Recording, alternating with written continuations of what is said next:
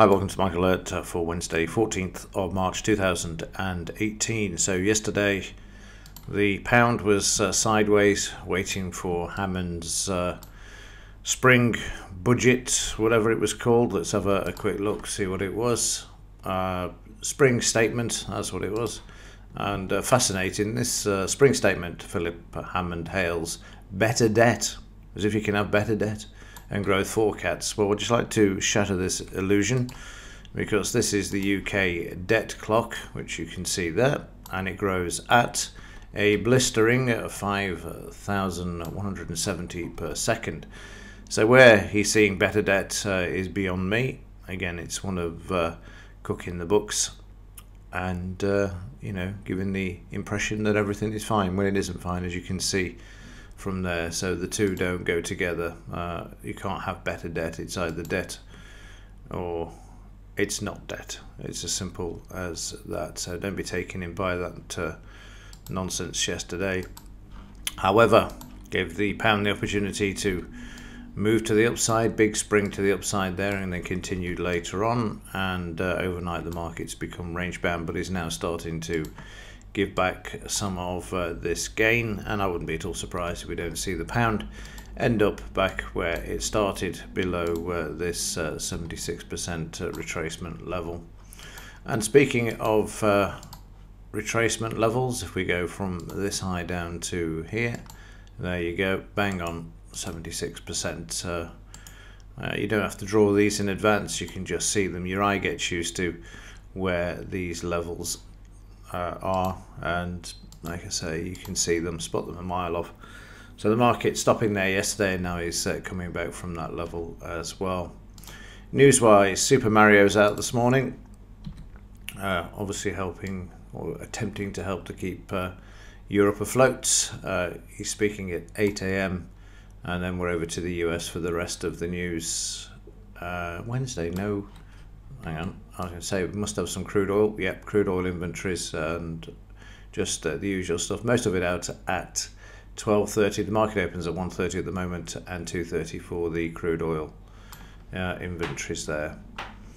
Meanwhile, in the Dow, well, it's struggling. You'd think they'd do their best to get this market up, but it's just not having it. Again, stuck at the 76% yesterday. Market moving lower throughout yesterday. Started off well. Have a look at the intraday. You can see this, obviously the news from the UK affecting the dollar, which affects the Dow, and then the market attempting to move higher, and then that was it. And then into the evening session, it just continued. It was just a small retracement to the 20-bar average, and then all the way down. So this market's really starting to struggle. So what I would do here is throw in a few fib retracements. Starting here, you'll see the market is coming to this level now. And what I would do here is just draw these in just to see where this is likely to come to. I'm just removing the 62%. They're still valid, but I just prefer to look at 76. I should change it in the settings. It'll be a lot easier than having to manually remove them. So that's what I would do for this time. I would go from here to here, but let's just see how the market copes. In fact, while we're here, let's just put it on. There you go. And then just drag this out and remove it. There you go. So we've got all of the areas of potential support there. The most crucial one in this will be this last one here, a 24,520. You can go through these two here, but watch this one, because that's the major swing, whereas the other one I'm just rolling the fibs down, the rising lows there. And in the implied volatility, this up slightly yesterday from 1444, 1476. Slight increase out. I thought you'd have seen more given the amount the market dropped there.